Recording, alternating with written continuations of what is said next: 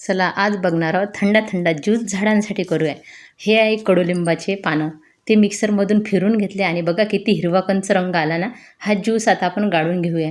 हे गाळून घ्यायचं आणि याच्या 5 पट पाणी मिक्स करायचं, 4-5 पट तुम्ही करू शकता आणि 15 दिवसातून महिन्यातून एकदा उपयोग करू शकता। आता मी बघा स्प्रे बॉटलमध्ये सुद्धा भरून घेतला आणि हे झाडावर देते, कारण पानाचा वेल आहे हा आणि याच्यावर आहे ना उन्हाळ्याच्या यावेळेस थोडे पानं असे कीड लागल्यासारखे होतात, बरेच कीड हे खात असतात येऊन। त्याच्यामुळं आपण जर असे घरगुती उपाय केले ना तर झाडांना पानांना एक वेगळीच चमक येते। बघा हे खालीपासून हे मुळ्यांपासून मी मारत आहे।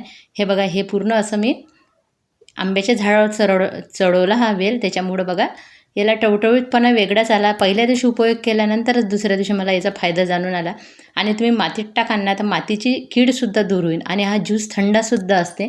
म्हणजे मी तर स्वतःही पित आहे, 8 दिवस उन्हाळ्यातून घेत असते मी आणि याचे फायदे भरपूर असतात, कारण उन्हाळ्यात हे थंडावा देणारा हा रस असते आणि झाडांची सुद्धा आपली ग्रोथ छान होणार आहे, कीडसुद्धा नाहीशी होणार आहे। असे 2 फायदे 2 in 1 आहे। हे सगळे मेफ्लावरचे कंद त्यालासुद्धा मी देऊन देते, कारण कडुलिंबामध्ये नायट्रोजन, फॉस्फरस आणि पोटॅशियम यासारखे महत्त्वाचे पोषक तत्व तर असतातच, पण झाडांच्या वाढीसाठी आवश्यक घटकसुद्धा असते। हा वेल बघा किती झपाट्याने वाढत आहे। हा खाली कुंडीत आहे पण आता गच्चीवर पोचत आहे, इतका उंच हा वेल झालेला आहे। आणि कोणतेही कीटनाशक मी केमिकलयुक्त नाही वापरत। आता हे मी तुम्हाला दाखवलं, मधुमालतीची किती कटिंग निघालेली आहे आणि इथंसुद्धा मेफ्लावरचे 3 बल्ब आहे तयार झालेले, त्याला सर्व याला देऊन देते। मातीची संरचना चांगली होती आणि माती ही भुसभुशीत होते ह्या खताचा उपयोग केल्यामुळं। बघा आता व्हिडिओ थोडा वाकडा तिकडे दिसला असेल, कधी कधी होते एका हातात मोबाईल असला की। आणि बघा आता पूर्ण झाडांना मी देते, कारण जास्वंदाच्या झाडावर म्हणा की कोणत्याही यावेळेस कीड येण्याचं प्रमाण असते, पण माझ्या बागेमध्ये मला आजकाल कीडच दिसत नाही। कारण मी काय करते, कीड दिसली की लगेच ते पानं काढून टाकते, स्वच्छ पाण्यानं कधीतरी धुवून घेते आणि त्याच्यापेक्षा असे घरगुती उपायसुद्धा मला करायचं काम पडत नाही। पण तुम्ही हे उपाय वारंवार करणार ना, बघा दुसऱ्या दिवशीसुद्धा मी त्या झाडाला दिलं पाण्याचा वेळ, इतका सुंदर दिसत आहे ना।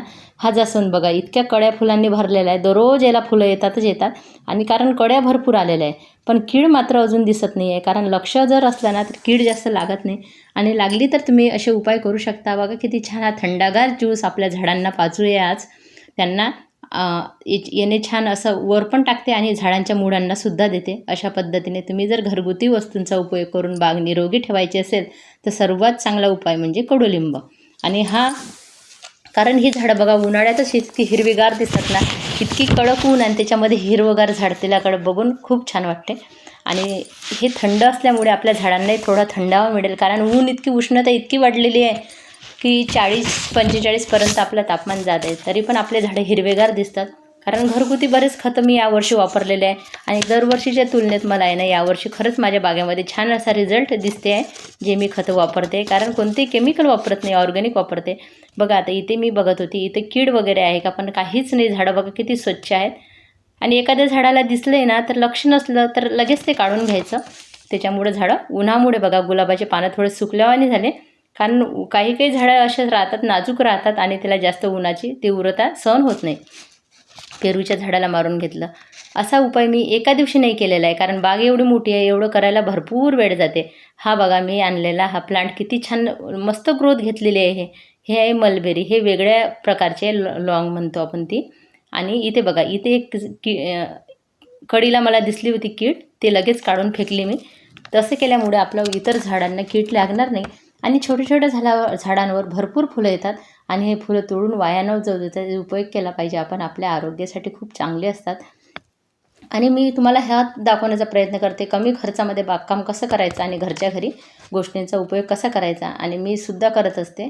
मी जे करते ते तुम्हाला जसं तसं दाखवते, असं नाही की मी वेगळंच काही खतं देते।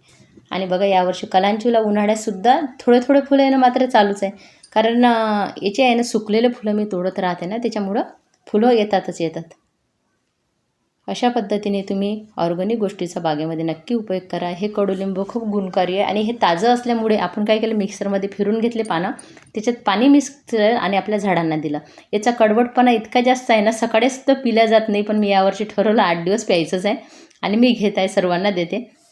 मुलांना कसं मुलं थोडेसेच पितात, पीत नाही, कारण हे इतकं कडू जे असते ना जास्त, म्हणून या कडवट वासामुळेच आपल्या झाडांपासून कीड लांब राहते आणि माती पण सुद्धा भुसभुशीत होते. अशा गोष्टीचा तुम्ही तुमच्या बागेमध्ये उपयोग करू शकता. आणि थंडगार ज्यूस आज झाडांसाठी म्हणून म्हटलं, काल मी घरी पण म्हटलं आज छान थंडगार ज्यूस बनवलेला आहे सर्वांसाठी. तर सर्वांनी ओळखलं हिचा ज्यूस म्हणजे कोणता असेल. कारण आता जे काही ऑर्गॅनिक करते ना, मला वाटतं आपणही ऑर्गॅनिक घेतलं पाहिजे, म्हणजे आपल्या शरीराला फायदा होईल.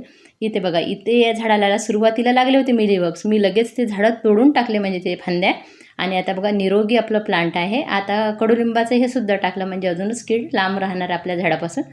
आणि हे मी प्रत्येक झाडावर मला द्यावं असं वाटत आहे, कारण याचे फायदे मला जाणून घेतले मी. पानाच्या वेलावर खूप छान चमक आली ना, तेव्हापासून मी ठरवलं की सर्व झाडांना बागेमध्ये द्यायचं.